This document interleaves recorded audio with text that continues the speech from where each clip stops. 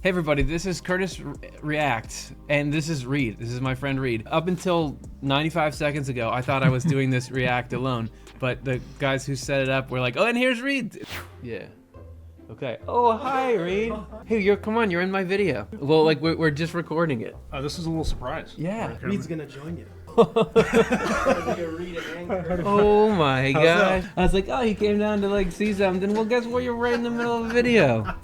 What's up, man? Good morning. No. Good morning, dude. So, we're gonna react together, and the cool thing is we're reacting to a music video today. Reade is a musician, has done a lot of the music on the Off the Left Eye, my other channel, but also you can check him out. Reade McCardell is your online stuff. Right. Check him out, do all that stuff. That. So you're gonna help me know, like, are those good notes? Oh, is that what I'm doing? No, like that's part of it. But what we try to do on this channel, as you know, as everybody knows in the world, we want to say, what is this guy saying about the human condition? What kind of insight is this giving us into the big question? So speak as a human and a musician, all that. Reade's been my friend since I was a little kid. So it's like, hey man, he's here. Okay, let's vice versa. Well, I mean, it took a while for him to warm up to me. So this song is called Hi Ren, and it's by somebody whose name is Ren. Oh, and clever. So all I know is he's, well, I don't want to say British because he's probably like he sounds like that British, you know, and he is rapping. Oh, okay. And to my knowledge, I haven't seen or heard anything by Ren, I believe. Yeah. It's funny because we're so young and we're so cool that we should have heard of this guy. The original video of this has 23 million views. So. Well, that's a few. That's yeah. A few. Okay. All right. Enough. Let's go. Let's.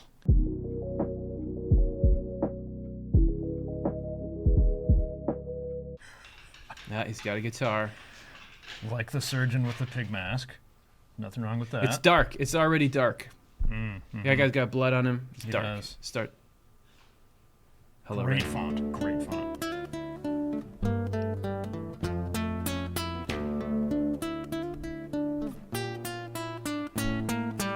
He got cross earrings. You know, like Christianity cross. Dude, how did you pick up on that? I don't know. Got some sharp eyes. Well, I could be misinterpreting them. Anything is defined by the intent behind it. So, like, why do you have those? What does that? What's your intent? Right. Okay, here we go.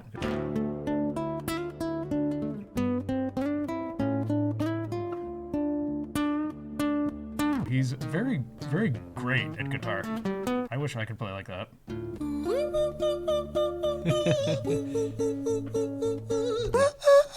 I did not expect that guy to start singing like that. We don't know what the content is, but we're musically, I'm already surprised.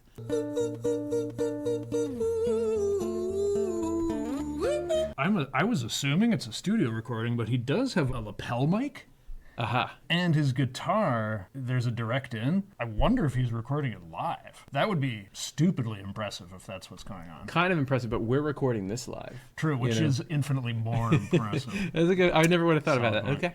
Okay. Hi there, Ren. It's been a little while. Did you miss me? You thought you buried me, didn't you? Risky.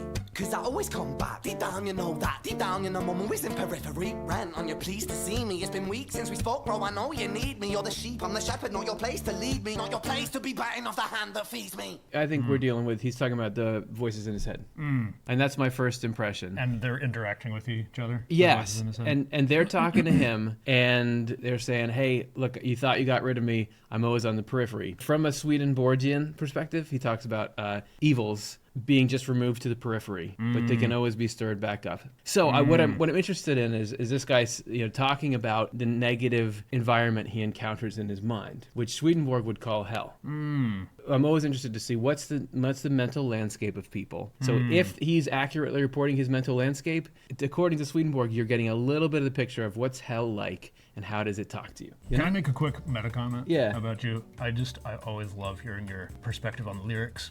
Ever since we were little, I remember talking about Rage Against the Machine back in the day, and your perspectives on what was happening in the lyrics was always just, I always just thought it was really interesting. 311, I mean, I don't know, it's just, it's fun, you know. I guess I feel like music, people are trying to, sometimes they want to influence how you think and feel. And I want to know how's he trying to do it? So is this song good or evil? Am I against it or for it? You know, those, is it a bad influence or good influence? Okay, so let's see what he's talking about. Hi, Ren. I've been taking some time to be distant. I've been taking some time to be still. I've been taking some time to be by myself since my therapist told me I'm ill. And I've been making some progress lately. and I've learned some new coping skills.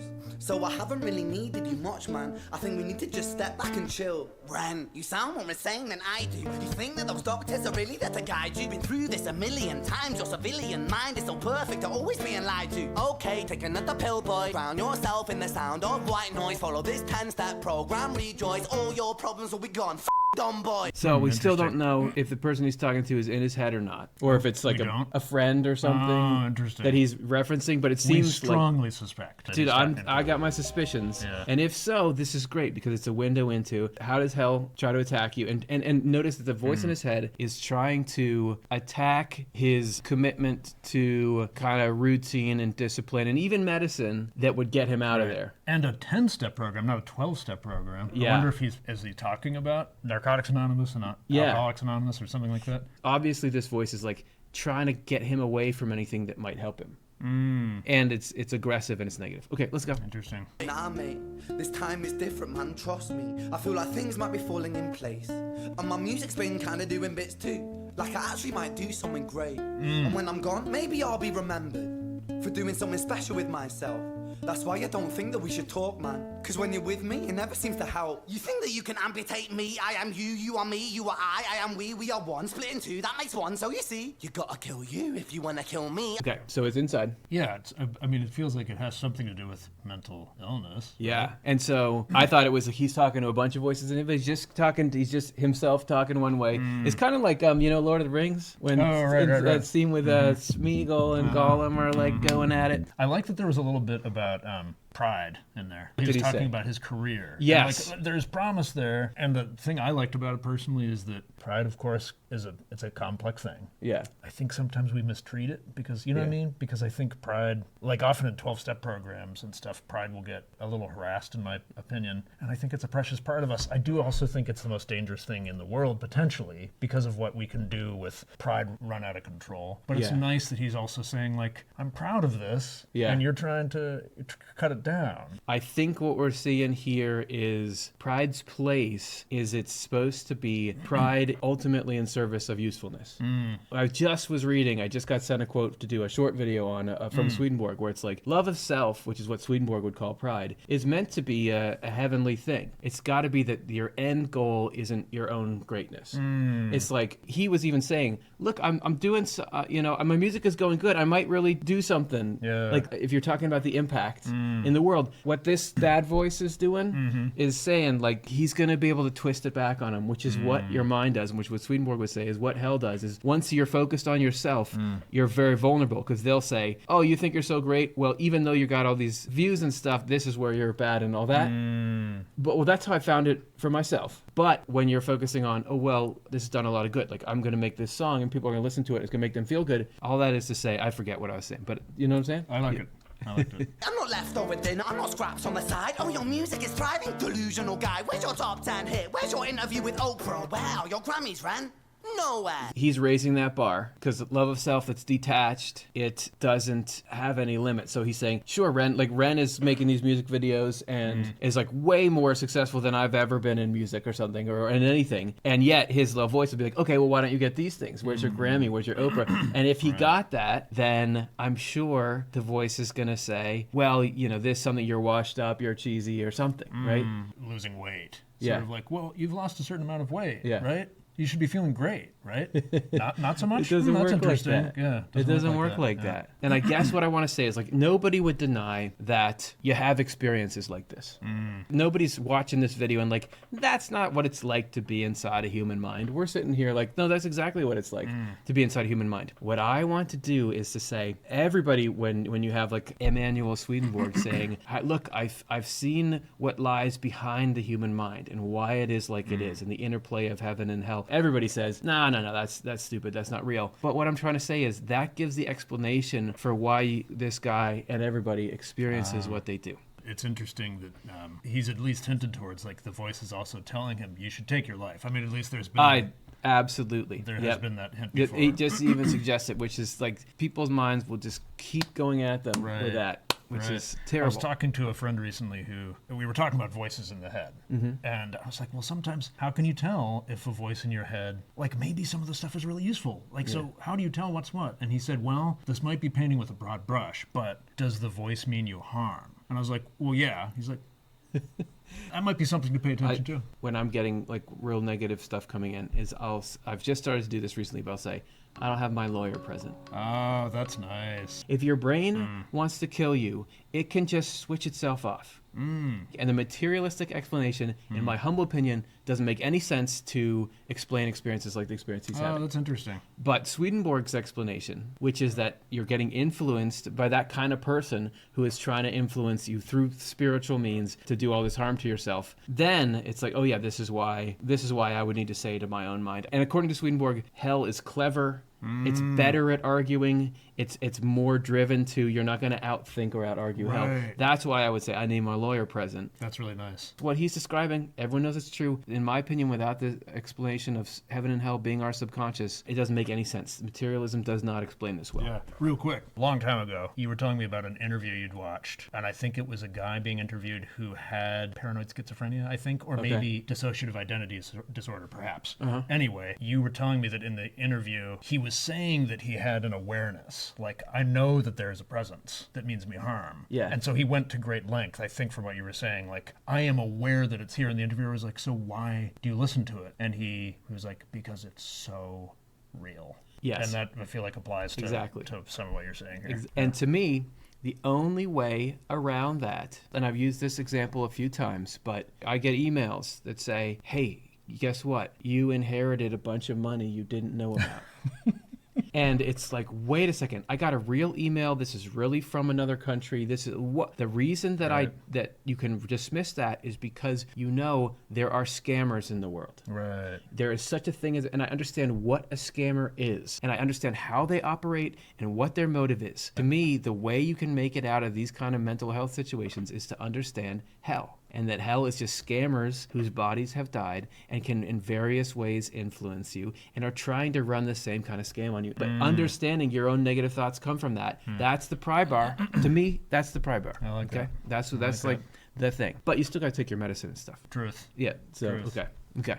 It's like both. Yep. Yeah, but my music's not commercial like that. I never chase numbers, statistics, or stats. I never write hooks for the radio, they never even play me, so why would I concern myself with that? But my music is really connecting, and the people who find it respect it. And for me, that's enough, because this life's been tough, so it gives me a purpose I can rest in. That's some of what you were saying before about, well, what are you doing with your pride? Yeah. You know, where does your pride come from and what's it doing? Like, yeah. You're saying, it connects with people. It's, it's got a connective quality to it, and it's doing something. It doesn't need to be top 10. Because if Ren is good at making music, we don't want to say, don't make your music, Ren. But ultimately, I think the mindset he would need to get into, if it so happens that Divine Providence wants to put him in position where he can make a music that reaches a bunch of people for reasons unknown in all kinds of ways, eventually he would get to the point where he's like, well, I have a responsibility to make this music to people. Yeah.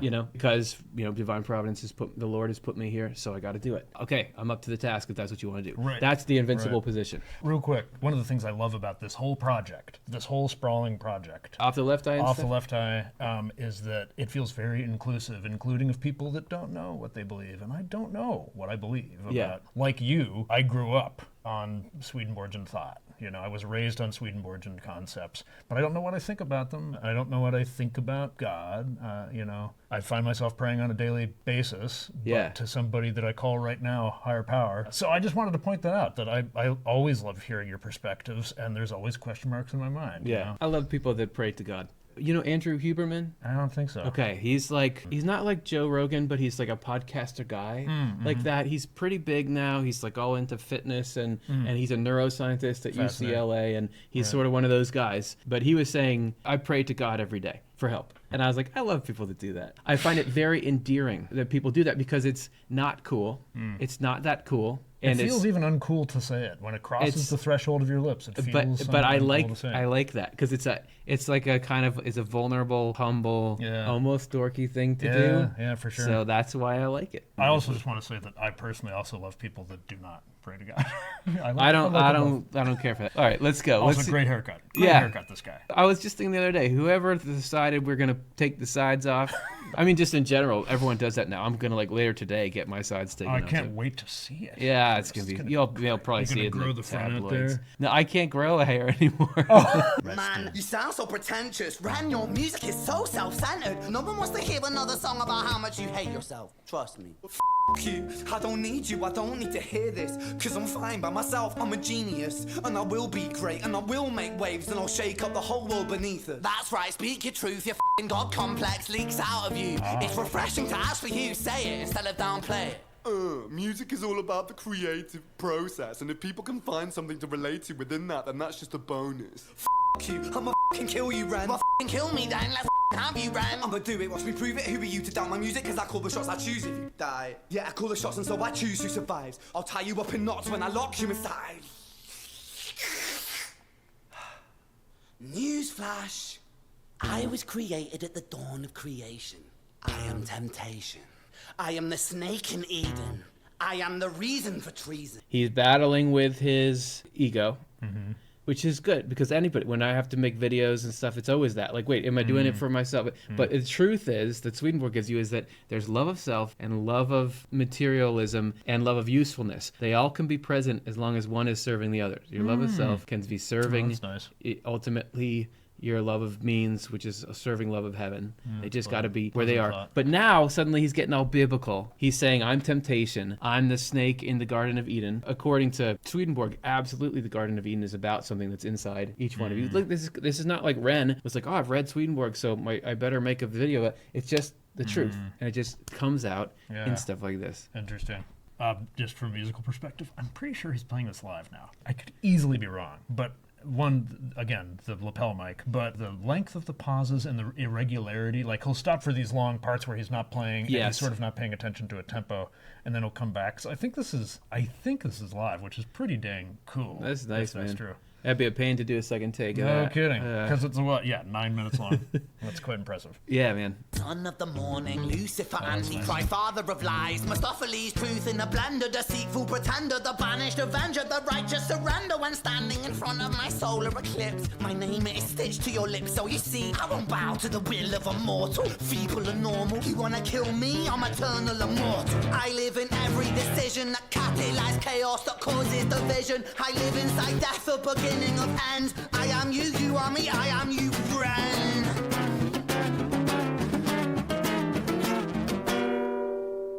According to Swedenborg, you have your hell you're fighting against in your mind throughout the course of your life. All hell is connected to all other hell. So if you try to push back on your own and get through that, you run into what he's doing there, which is before he's really personal. He's like, you're doing this stuff, but very quickly you get back into this huge thing. According to Swedenborg, it's not because it's there's one the devil, but it's all of hell. Everybody who's motivated by hatred of other people and the love of destruction, the love of cruelty, and all that, they all just sort of act as one. So if you start trying to push back against that, you get this.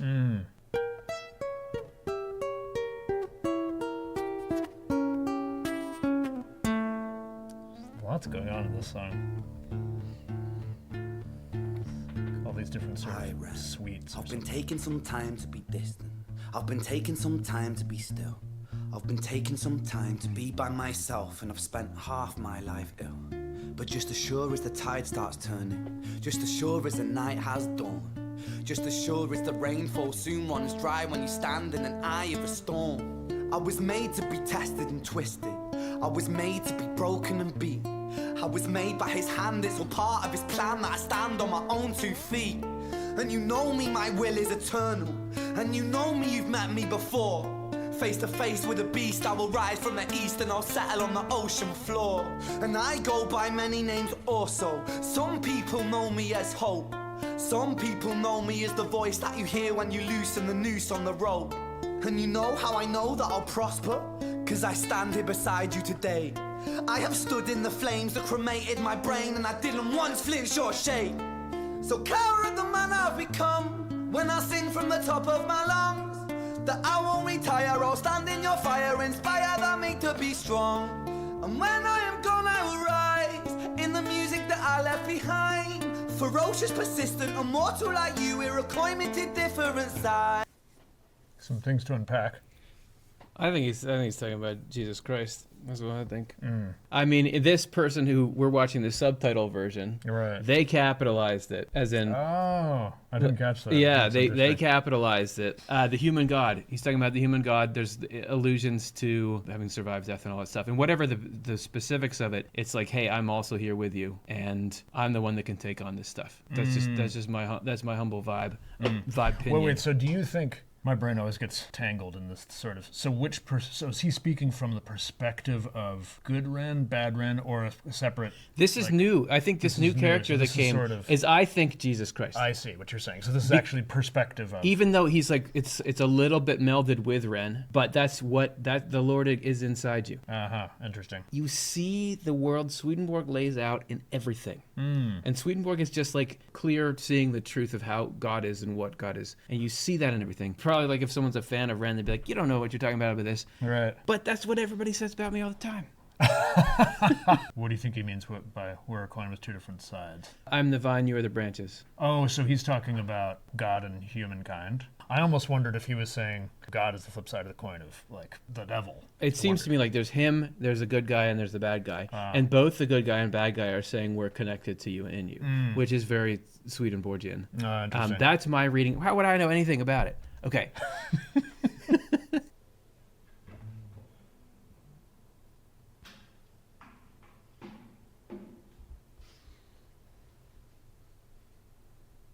When I was 17 years old, I shouted out into an empty room, into a blank canvas, that I would defeat the forces of evil.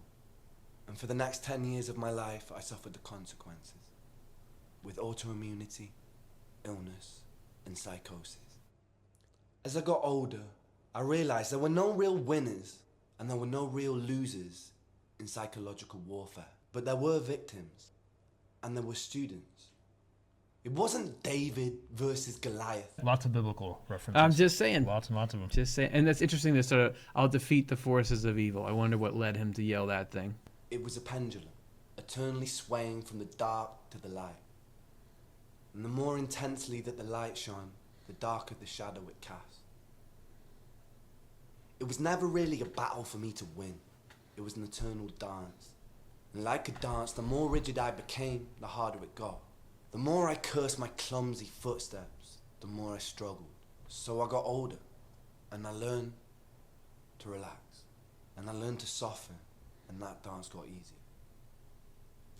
It is this eternal dance that separates human beings from angels, from demons, from gods. And I must not forget, we must not forget, that we are human beings. So I don't know how old he is, but that thing he says at the end about loosening up, and it just, I got to that point. He said he was 17. I was about 18, 19 when I really started to struggle with mental health stuff. That point of like, all right, I just need to loosen up and things just go back and forth. That's important. It's a great step. The battle between light and darkness. Yeah, I don't think it's like, charge out there and I'm going to win this thing. But I do think it happens. But it's God. God fights hell. And it happens slowly and cyclically and not without struggle. Swedenborg talks about spiritual temptations or trials of the spirit. Without those, you can't get to be better and better. So yeah, there's that difficulty. Ultimately, the two forces aren't balanced. It seems like there's light and dark. They're so balanced, but light is so much stronger than darkness. And eventually, even though it seems like, wow, I'm just going back and forth, you're rotating, but you're going up. Even if it's imperceptible. Yeah, you can't perceive it yet, but you will. I think that often progress is invisible. What did you take from the final thing he said is, what did he say? We are human beings? Yeah, we're human beings.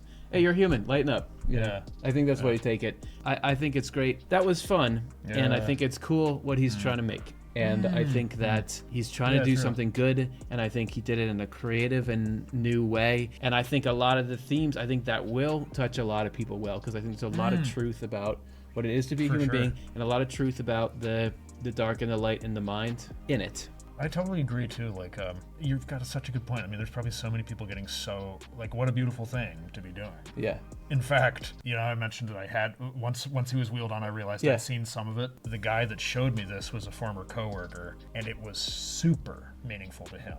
Like, he showed me it, and he was sort of like, it was like showing me a page from his Quran. You know what I mean? Yes. Like, it was really, really important to him. Divine providence is putting him, the output of his life is this thing that has this impact, and it goes out and does that in the world. Ultimately, it's not even about the different people involved, in my opinion. Is God will try to reach people in ways that people can be reached, and God will like makes tools. He's making Ren as a tool right now, making Ren's experience as a tool so that he can reach other people. You know, we don't know what's on his to-do list, God's to-do list, but he's going to figure out ways to do it. He sometimes will do it through the videos that we're making here, do it through the music that you're making. Okay, whatever, like let him do what he wants to do, and I just try to be like, all right, how can I be available? But that's great, man. He's got a good heart. He's thinking really deep. Let's go, man. Not to be a cranky old guy, but so much music out there that I'm just like, I don't like what this is telling people. I don't like the kind of people this is telling people to be, but I like what he's telling people. I like what he's telling people there. So good on him. And There's a lot of keep hope it in up. it. And this was super fun, man. We should almost like do it. Let's do it right now. Roll it again. Let me go back to the beginning. Thanks everybody for watching this very special surprise Curtis React. You've been reacted to twice.